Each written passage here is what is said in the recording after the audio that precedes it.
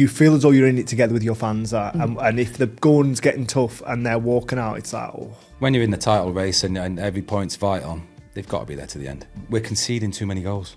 West Ham look really easy to score goals against. What's going wrong there? The best feeling in football ever is running away in front of an away crowd. That's probably why I'm jealous I didn't score enough to be able to celebrate. Arm in the air with fully grown men losing their in the stand is the best feeling in the world. Just you and that little group of people up in the corner, wherever you may be, like sending home 90% of the crowd unhappy is the best feeling in football.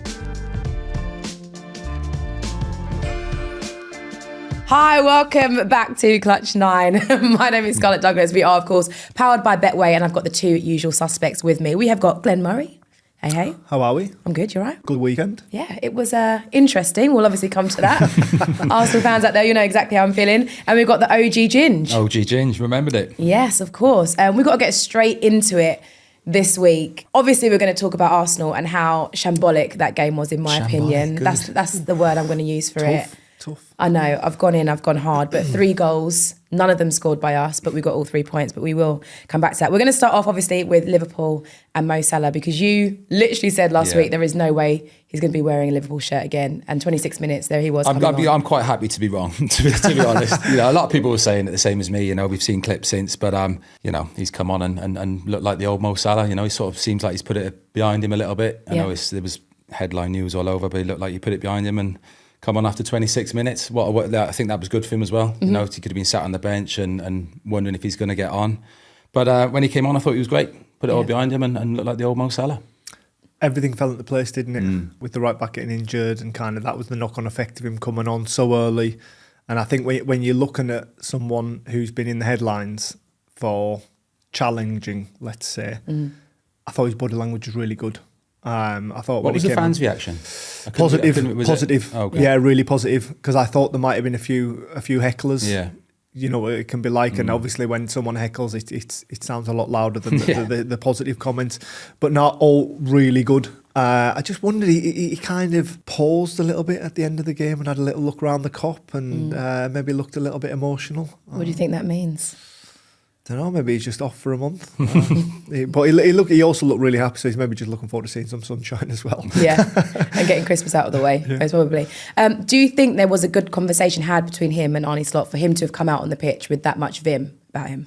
I don't think he couldn't have come out on the pitch with that much energy and with a positive body language because like we spoke about last week, I feel as though Slot had come out of that situation really well. And if Mo Salah had gone out there and looked even if he had an inkling of being sulky or a bit downbeat, it would have reflected really bad. The fans would have got straight on him as well. It would have reflected really badly on him. Back Did you see him on the game? I saw most of it. I couldn't tell by their fans' reaction. No, that was the biggest thing. We all know he's a fantastic player. You know, he would have done his thing, but I was just worrying, thinking how the Liverpool fans' reaction was going to be to him. But if he's out there working hard, setting up goals, they're going to be right behind him. And what an assist that was as well for Gyökeres' second goal. Salah has now more Premier League goal assists for a single club than anyone else in history, with 277. Wayne Rooney, 276 with Man United. That's a great stat right there. It's pretty impressive. I think he gets overlooked a little bit because he's in the here and now. We probably don't appreciate him as much. I think fast forward 10 years, we'll look back and we'll be like, Mo Salah was an unbelievable player. He hasn't quite ever been regarded in that Messi and Ronaldo ranking, has he? But I think as far as the Premier League is concerned, I mean, with those numbers, what always impresses me about him is his robustness. Like, he's only a slight guy, but every week he's available to play 90 minutes and he gets lifted left, right and centre. And he's done that for 6-7 years. For me, he will be regarded as one of the best in the Premier League in years to come. Yeah. And OG Ginge, you said you didn't think you were going to see him in a shirt again. Obviously, he did play on Saturday. Do you think he'll be playing again moving forward for Liverpool? I think it's a good time he's having the break. I think he can go away to the AFCON and sort of hopefully put it all behind him, go out there and maybe it'll die down a little bit when he comes back. I don't know. I'd say the same as Glenn. After the game, you know, waving at the cop and looked a little bit emotional. You never know, but I think it's a good time for him to get away and then maybe let the dust settle for when he comes back and see how it goes. I think that is a good thing that he played before he left, because if he didn't play at the weekend or he it left him out, it would have festered just festered, and then when he got back, it would have all been news again. Whereas now it's kind of the dust has settled. Like when he comes back, it'll just be normal service resumed if he comes back. If he comes back. If he comes back. What are we saying? I think that last If year, a bid comes in January, are they selling him?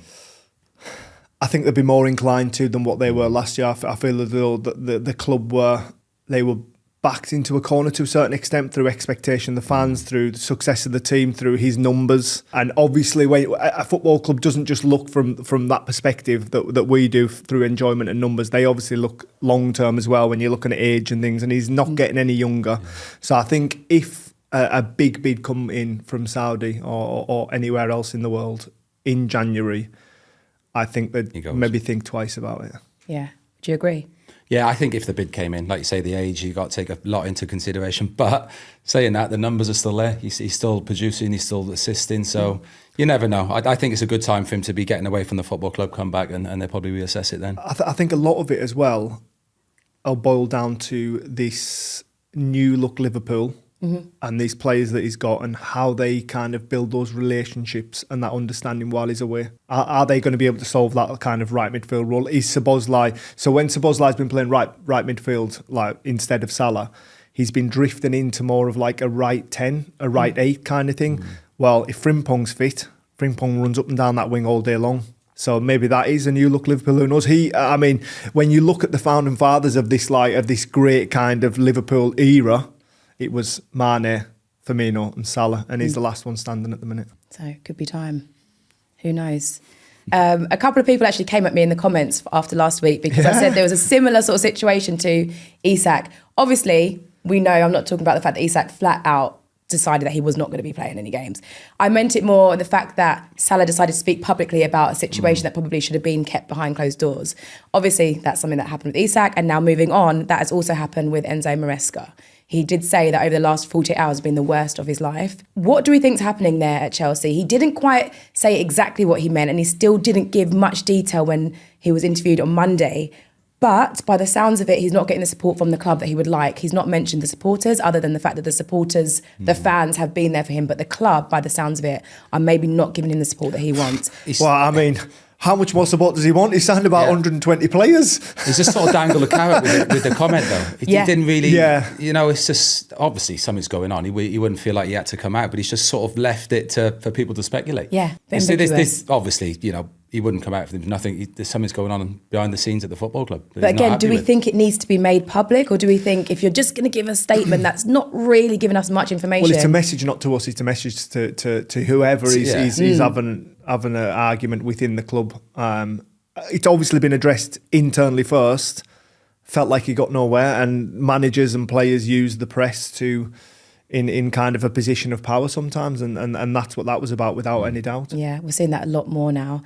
Me personally, I like to keep things behind closed doors, but everybody works differently. Yeah, but what about if you're banging your head against a brick wall behind closed doors and you're not going to change anything? Bit of frustration as well. If something is going on, he felt like he had to come out and say the only way you can do it. It's the only way I think it's like, it's a last play, isn't it? Yeah. I don't think people enjoy doing it or want to do it. I don't think like first port of call, I'm going to go to the press. I think you try all avenues first. And that's the last resort. Yeah. Yeah. Obviously, Carragher had something to say about that, but we're going to move on from that. He's always got something to say about something. We're going to talk about own goals over this weekend. I'm out of this one. I'm out of this conversation. Never scored one. You must have front stick. No, I haven't, no. You're not? Well, we know you have. We'll come into that, OG Gidge. What a weekend it was of own goals. Obviously, being an Arsenal fan, we got our 3 points. We didn't score any of the 3 goals. It was very disappointing. It was hard to watch. I remember that equaliser going in around 90 minutes thinking, well, that's it, we've bottled it. And then we get, luckily, another goal. Well, on Arsenal, quick, they were poor the weekend. There's no doubt about it. They were poor, but they've got 3 points. You say, that's signs of a good, found a way. I know they, like you say, they didn't score a goal, but that is signs of a good team not playing well. And when I say not well, they were miles off what we know they can be. But they've still got 3 points. That's what I like about Arsenal, is their kind of resilience. That is put together, what I would say is like a group of men. And when I look at City, I feel as though City are in transition, and the players that Pep's bringing in, they're all like 6 foot plus. I think he's got like 6 or 7 players in his side 6 foot plus, but technicians. I honestly think like the style of player that people are looking for, and Pep in general, he's transitioned this City team. Everyone will follow eventually, because they always do. I mean, whether it's an inverted fullback, whether it's a false nine, like the world of football just follows on. But I feel as though, the type of player is changing a little bit. And Arsenal were the first to do it with Arteta. They're big and strong and physical first and foremost. Yeah. And don't normally shy away from a ball. Sam Johnston scored that first own goal, unfortunately, off the goalkeeper. So Mosquera as well. And then we move on to Sunderland. Let's talk about, first of all, it's an unbelievable finish. Header. It's not quite the one that we're going to show mine, but it's a great... I'd have been tempted to wheel away. Yeah. Before we do move on, I do want to talk a bit more about that Arsenal-Wolves game, because being an Arsenal fan, the frustration that comes with watching a game like that, sitting in the stand, hearing everybody around, moaning at your players, people leaving early. The equaliser happened. That was it. 90 minutes. People were out there. They were gone. That was my pet hate as a player. Right. I wanted to know what that feels like when you are out there and you need the support of your fans and they're leaving and you see them out. Yeah, that never kind of sat well with me, because you needed togetherness, and you needed you feel as though you're in it together with your fans, and if the going's getting tough and they're walking out, it's like, it speaks volumes. It's awful. It's almost like they've got the ump though, and they just want to get on the train and get out of there. Yeah. Do you know what I mean? Like, which you can sort of understand, but when you're in the title race and every point's vital, they've got to be there to the end. You just need that push behind you. I wonder, out of all those people that left early doors, they're all kicking themselves and they won't 100%. leave again early. How many do you reckon were sprinting back in? Yeah, 100%. 100%. I mean, I'm not going to lie. I've been to quite a few games at the Emirates and I've had to leave early, mainly because the walk round to getting down to Arsenal Tube Station, forget it. Getting round to Finsbury Park, forget it's a nightmare. But there are certain reasons why people leave, and you can tell on Saturday people were leaving because they were disappointed, because they felt that Arsenal yet again have bottled it for another season. Another season? Wow, we're I was going to say, you said it. Hey, this is what I'm saying that people are saying around me. This is what I'm getting from Arsenal fans around me. Oh, we've done it again, we've bottled it again, we're another Netflix, next season. Obviously we hear it from other fans as well. A lot of my Man U fans message me straight away. What was that, Netflix? Oh yeah, say we're Netflix, another season. All my Man U fans always message me after a game, and that's it, they're on at me. And you do start to hear it around. You know, I thought we were winning the treble a couple of weeks ago. Now I don't know. Now I'm not so sure. Yeah, but nothing's changed on that front, just your emotion of the situation. And just a one poor performance, really. Yeah, still got the win. And they've still won the game. Yeah, one poor performance. It was poor, though. It was poor. I thought we nicely glossed over the own goals there for a second. No. We're getting straight back to you. Nick Waltermaid, Sunderland against Newcastle, gave Sunderland that winning goal. Unreal header. There's been a couple of times where I've like you say, front post glance one on, and for a second my heart's in my mouth, and the world just seems to stop, doesn't it? Like slow motion, you like look around. It's one of them with an own goal. You've got to go for it, because he thinks that, someone's behind him going to tap it in, so he's got to go for it, and he's obviously stretching. But we've all been there. All the own goals, I couldn't tell you how many I scored. They're all trying to do the right thing, make a clearance or make a block. It's come off your knee and gone in. You are trying to do the right thing, apart from the Man City one, I suppose, on my left foot. I think also when that ball's coming in the box and you can clearly see one of your players is going to head it, I think like subconsciously the goalkeeper just relaxes for a millisecond, because he doesn't expect it to come in his direction. But it's a brilliant finish. I mean, as a forward, you'd be well happy with that goal, wouldn't you? Yes. You'd be celebrating. Unbelievable. 100%. And then Mavropanos, West Ham against Aston Villa as well. It's another own goal. So 4. Well, similar with Mavropanos. I obviously watched the West Ham game. He's trying to win the header, and I think he's slightly turned his back. Maybe it's come off the side of his head. But it happens as a defender when you're trying to make the blocks, trying to do the right thing. Sometimes they go in. Coming to your very, very great... What an absolute... Yeah, let's have a look at it, please. Just one? No, couple. I think just deflections. Because I love the block. Going for a block and they've gone past the keeper, probably gone down as an own goal. But this one... Because this was your own goal against Man City in 2015. Yeah.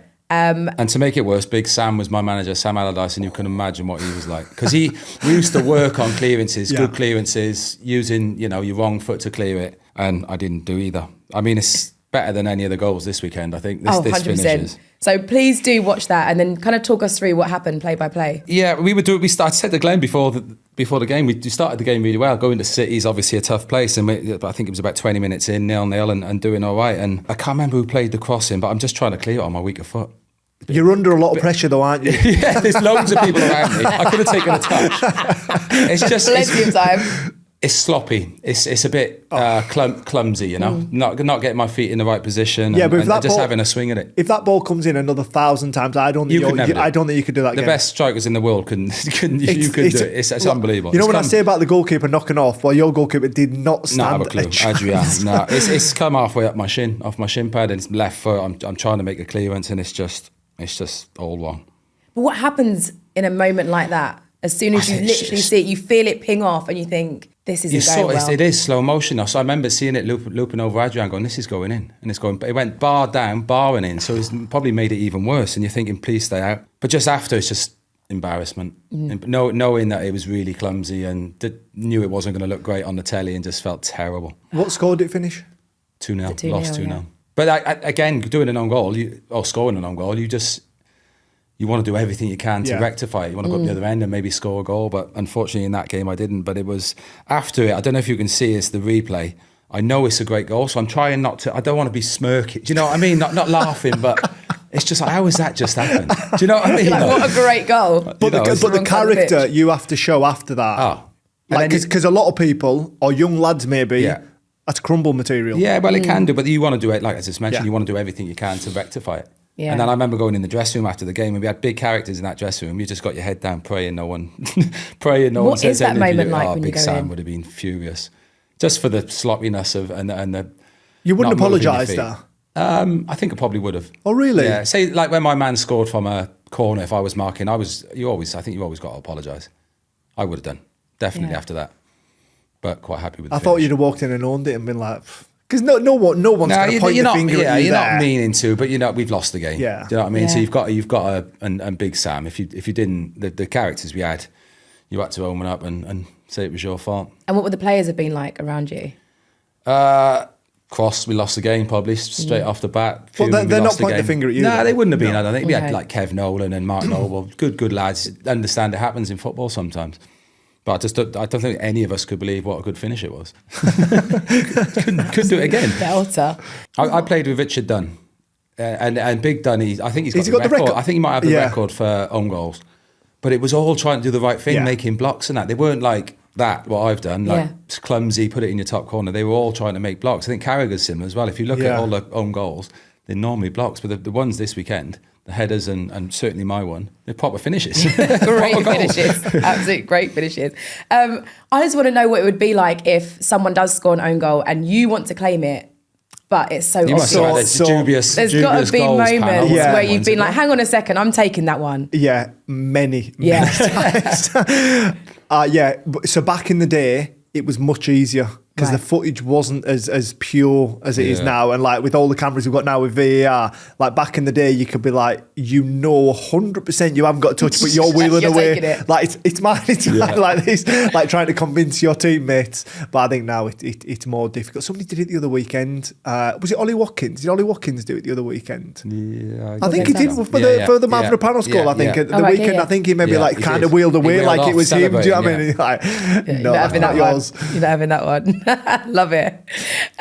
Right, talking about goals, own goals, fastest goals of the season.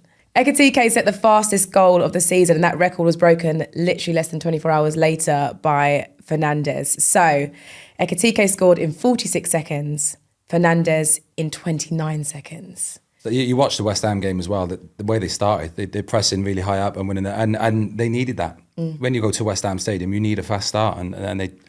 What a way to get it, a goal after 30 seconds, but unfortunately couldn't carry on. It's almost too early, isn't it? Yeah, probably a little bit, yeah.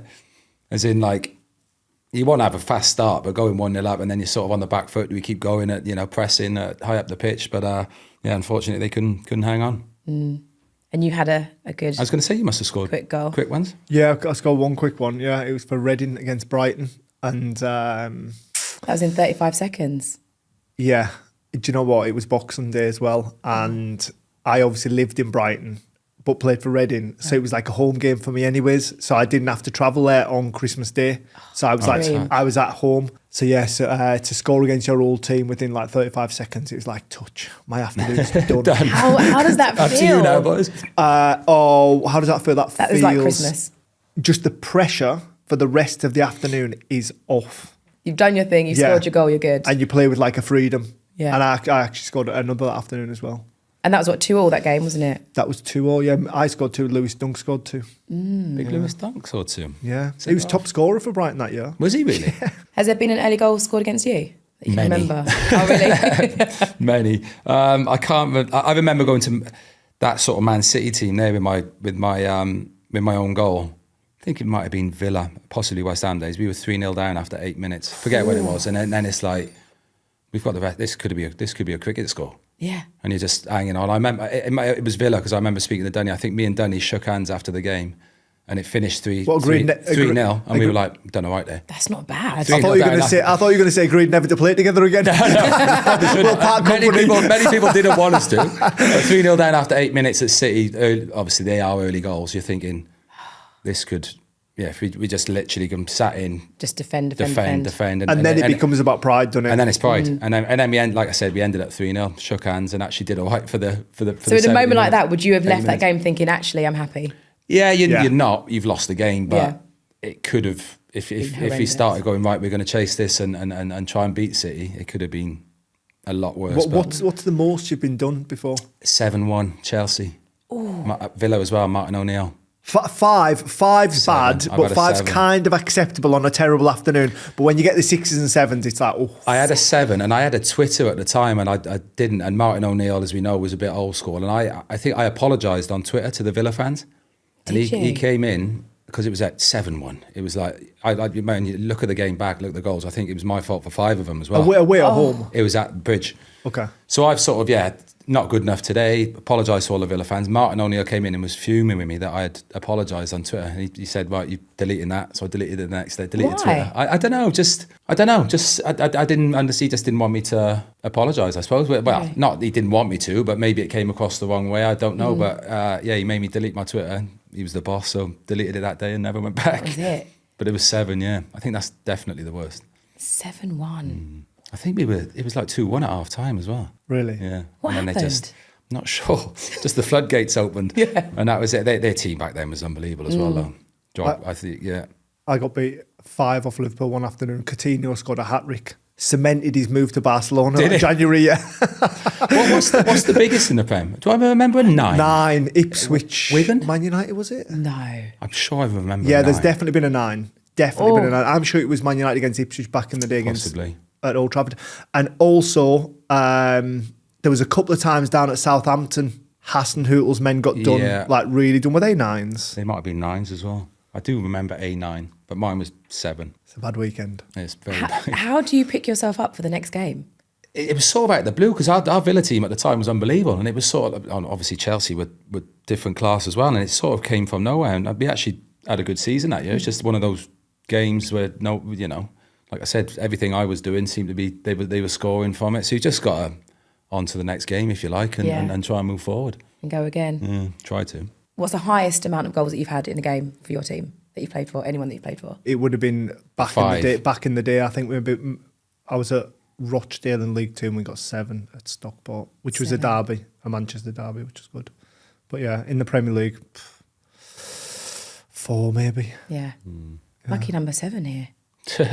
7. Lucky if it's on the right side. On this side. Not against it. 7 is like 7 stings, doesn't it? Must do. 5 stings, surely. I wouldn't. 5's not acceptable, right? But if you've had a bad afternoon and you're up against a top quality side, like sometimes you get done 5. I think I got done 5 at City. With 5-1 it was. We were 1-1 and City just ran away 5-1. And it's like one of them was where you just got to take your medicine. It was City. Move on. It was for Bournemouth that day, I think. And but when it gets to 6 and 7, then it starts hurting your pride. Right. Yeah. Then you've got to move on. Yeah. Moving on, you did actually mention Bournemouth there and talking about a lot of goals. 4-4. What Great a game. We have got to talk about that because I don't think anyone expected or predicted that scoreboard at all. Well, I got asked before the weekend and it was my lowest scoring game of the weekend. Do you know what, though? How good was it just to see two teams going at it? Going at it, yeah. We don't see enough of that, I don't think. Certainly the last few years, both teams doing all they can to win a game of football. It was a great watch, great game. Both teams played tremendously well. Yeah. Who do you think would have felt more victorious in a game like that? Must have been Bournemouth, right? Yeah, you'd say Bournemouth or go into Old Trafford, scoring 4. Really? Did you not? There a couple of chances late on, didn't Well, they where did. it's Keeper made 2 great saves. Yeah. And they could have nicked it as well. I mean, you go to Old Trafford and score 4, you want to be winning Yeah. the game, really. But it's, like I said, it was a great game to watch. It was a bit of as a neutral. throwback, wasn't it? Yeah, just having a right go, trying to swinging back and forth like a basketball game almost. Some of it. I think like you mentioned having a go there. I think less teams have a go now because the Premier League is so important, isn't it? Like to stay in the Premier League is paramount to all football clubs that get in it, like just because of the financial reasons, everything off the back of it. And sometimes you end up protecting what you've got rather than trying to win. But that on at Old Trafford was just like 2 teams going at it. Yeah, Literally to the end.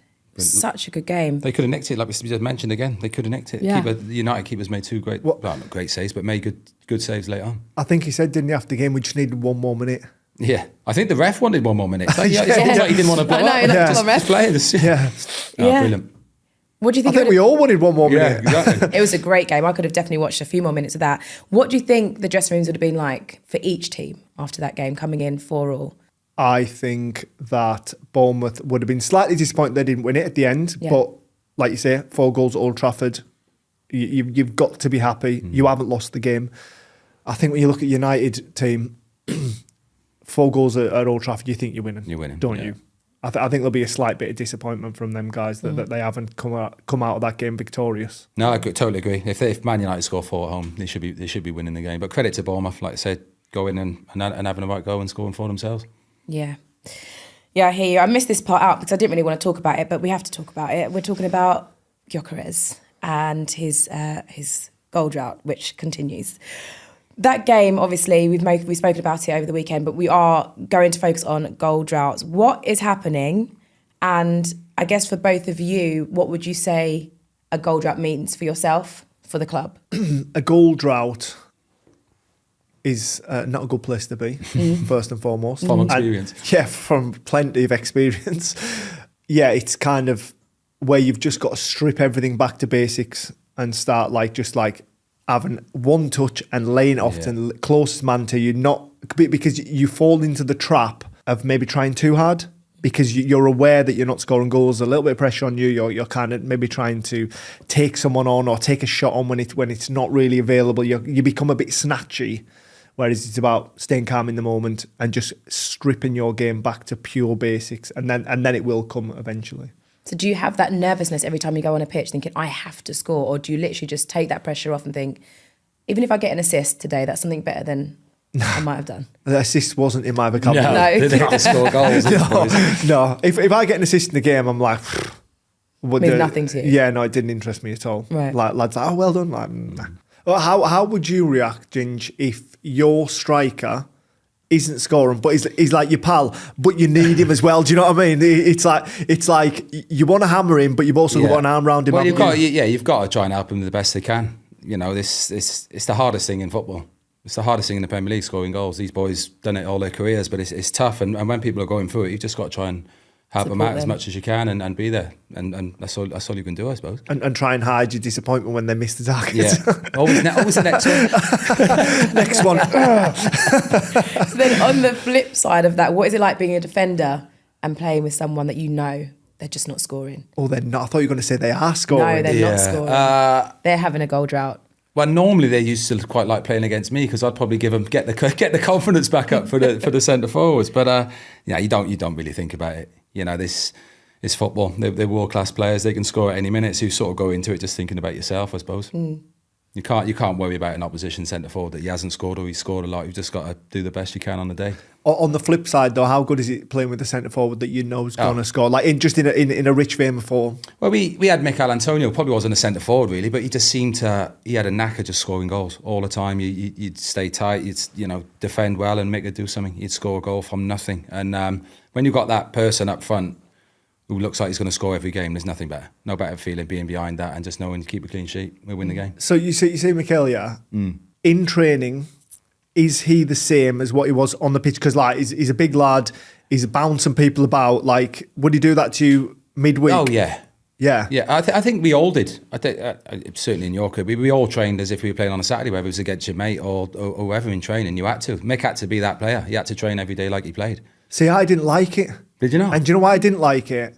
Because say I'm playing against you every day, you know my strengths and weaknesses. You know me inside out as a player. So I would maybe try something against you, and you're like, Bosh, get off and step away with it.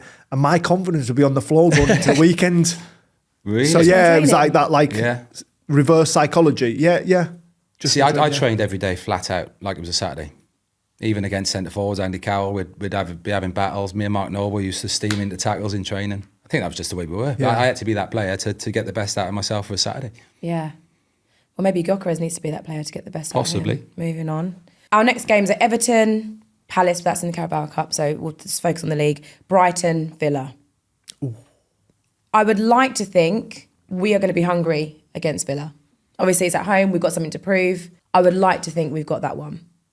But I, as you can probably hear, stuttering, I'm not very confident. Especially after the game on Saturday. They look strong, Villa. They look really strong. They're doing all right up there. Yeah. And we kind of wrote them off about winning the league last week. And now... we didn't. Yeah, we didn't. I feel like if we watch back the clips... it's almost like the relegation fight, though. Like, when you're in it and around Christmas, whether it's the top or the bottom, the confidence you've got to go on a run, Villa must be on top of the world. Can't wait for every game, whether it's the Arsenals or whoever. They're going to think they've got a real chance of winning the Premier League. Yeah.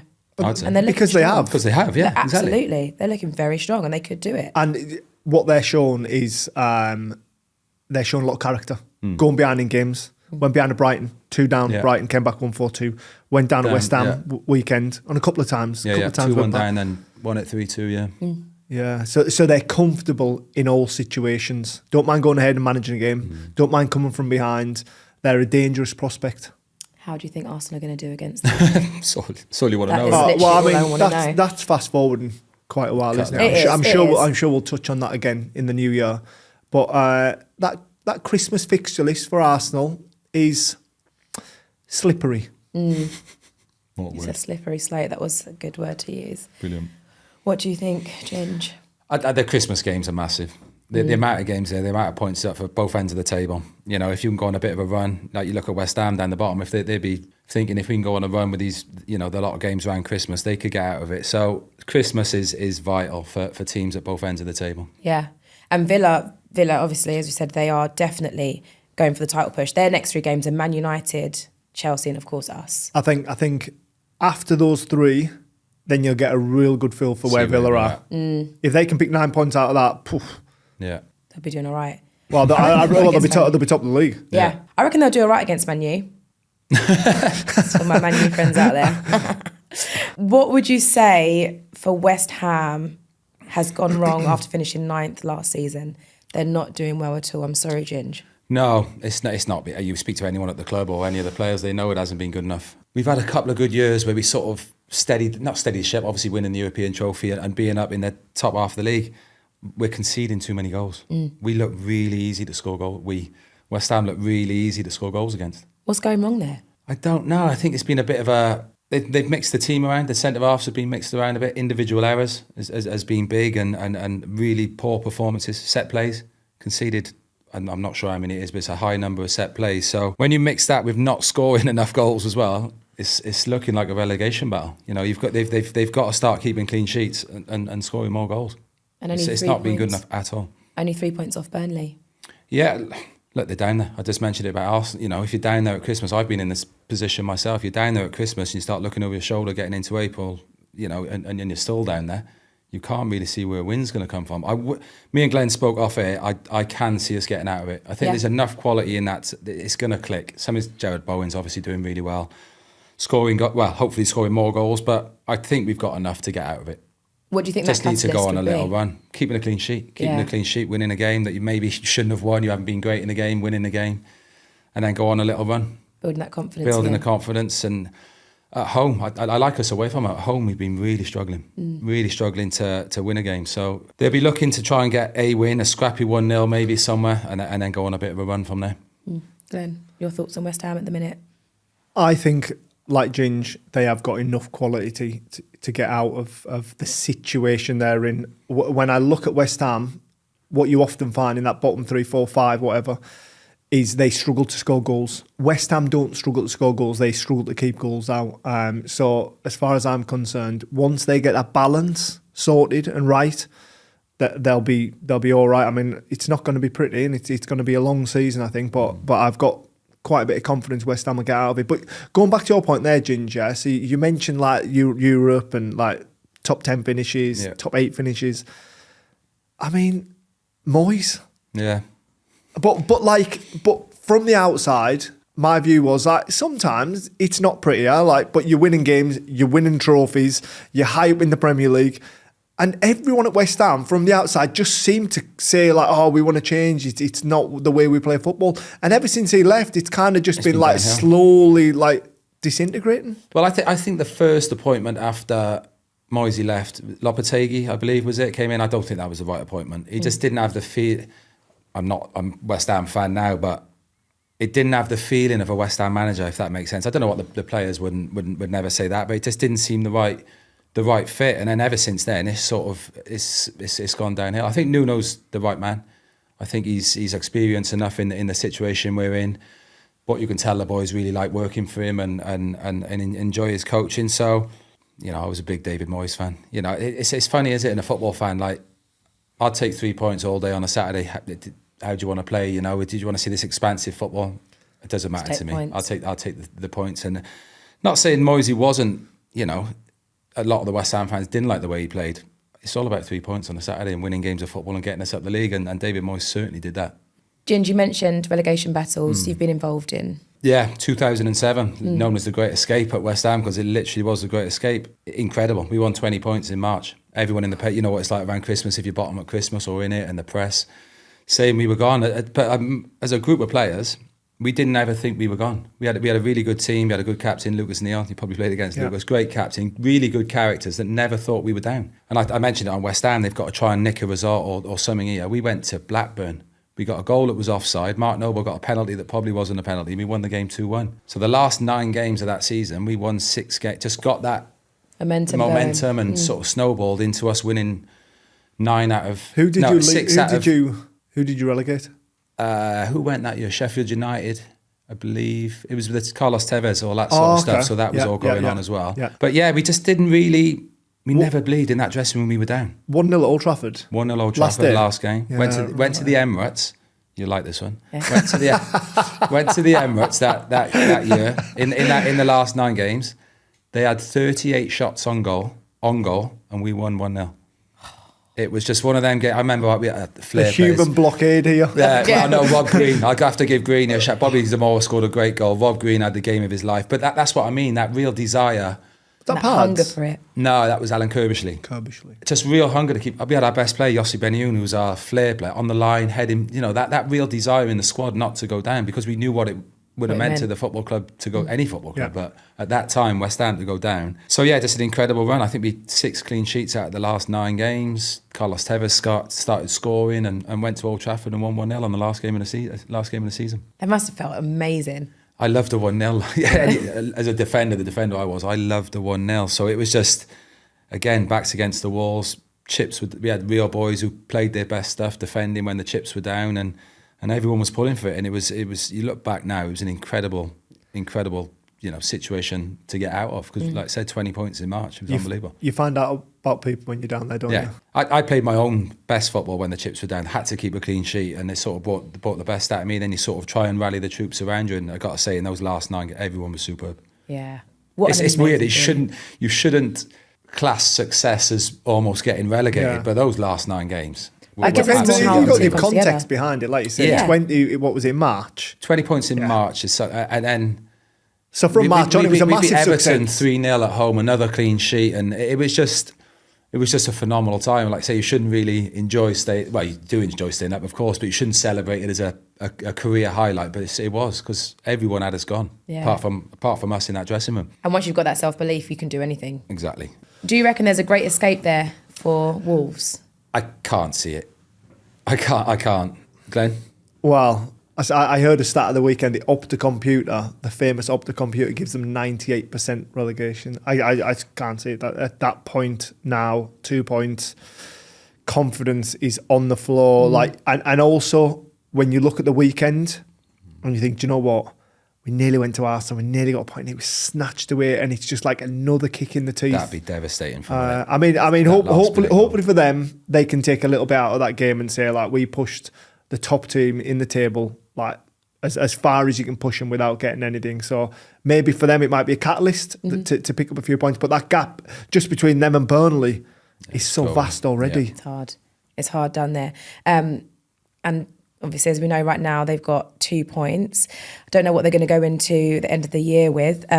But some other stats here. Sheffield United, 2021 season, they had 2 points at Christmas. They finished 20th.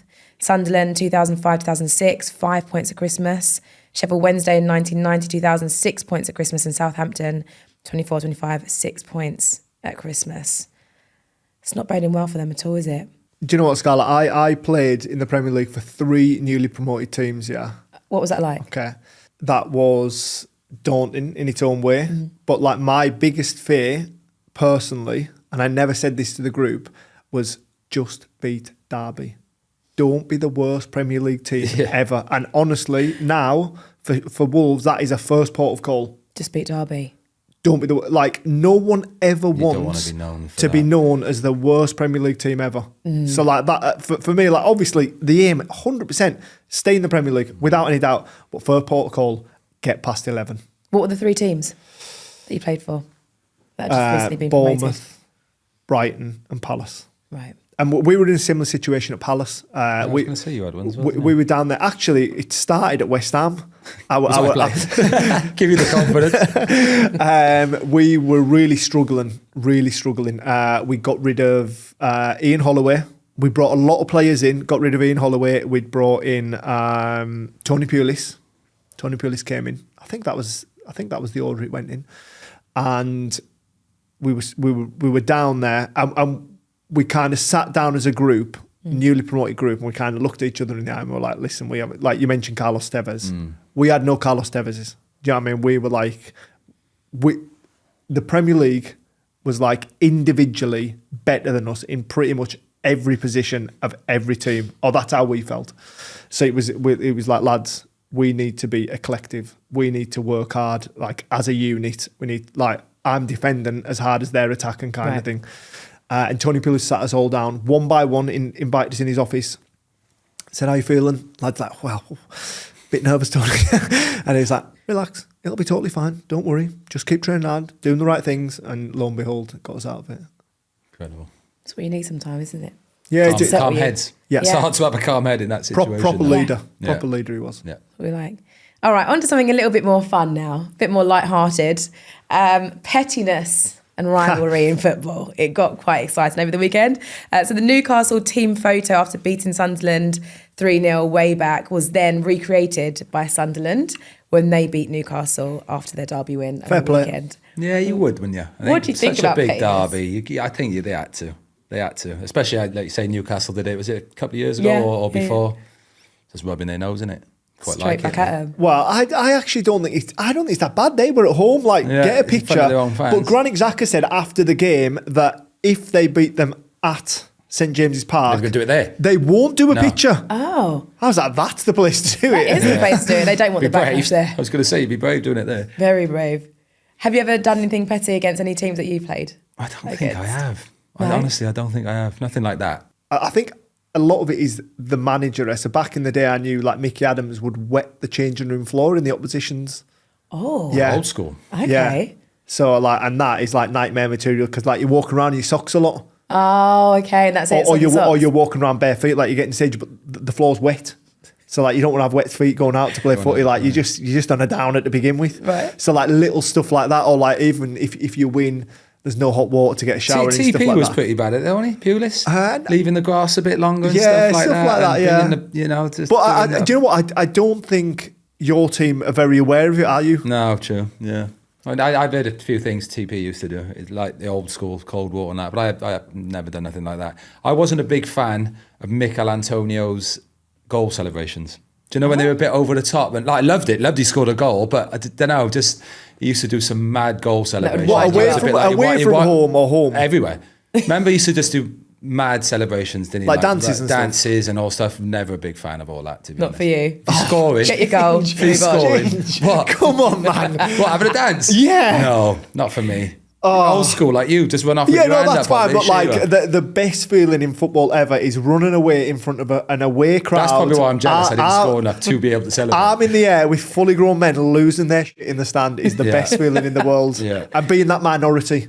Yeah. Or like scoring at home, like it's a wonderful experience, but scoring away, The best. Yeah. Just you and that little group of people up in the corner, wherever you may be, like sending home 90% of the crowd unhappy is the best feeling in football. Just loving Absolutely love Mick scoring goals. I'm just going to clarify that for West Ham. What a player, what a lad, but just the dancing wasn't quite me. Not for you. I mean, Bassey could have had a great celebration if he scored that goal. Hold on a second. It's worse, right? So say he's Against you. No, say he's wheeled away, and you're first to get to him, and he started dancing. How do you brush Didn't even join in. Head down back to the halfway line. I've had that before. Yeah, Gyökeres scored for Palace one day. Gyökeres and Zaha, and they've wheeled away to the corner, and I'm like, hey, and they've started dancing. I'm like, whoa! Not for you. Start doing the two-step next week. Okay, so at least we know next week dance lessons. Right, Bassey. I was saying Calvin Bassey would have scored an absolute banger if it didn't go quay left all the way up to, well, God knows where that ball went. I don't even know if they found it. It was that good a run. I think he was just absolutely shattered What by the time he happened? got there. Do you reckon that's what it was? I think pretty much, isn't it? I think he was just that tired when he got there. Yeah. Probably falling on it a little bit, and wasn't the greatest. Put in all that hard work, didn't he, at the beginning? It was just a slight lack of composure. Do you know what? Like, I was watching it, and I believed with every step, I was like, he's going to score. And then he's chopped back in. I was like, oh my goodness, it's going to happen. Yeah. And I think he was probably of the same mindset. And then he's just gone out. You just saw his face when he dropped. And then all the boys hammering on the bus, weren't they? I love that. Wavy's like, that ball's already gone to AFCON. We're not even there yet, but the ball's there. It's from a position. I love that though. Yeah, of course. Definitely. Well, that video definitely lightened the mood, I think, that day. Iwobi, we love you for that. You've been watching Clutch 9, powered by Betweight. Catch you next week.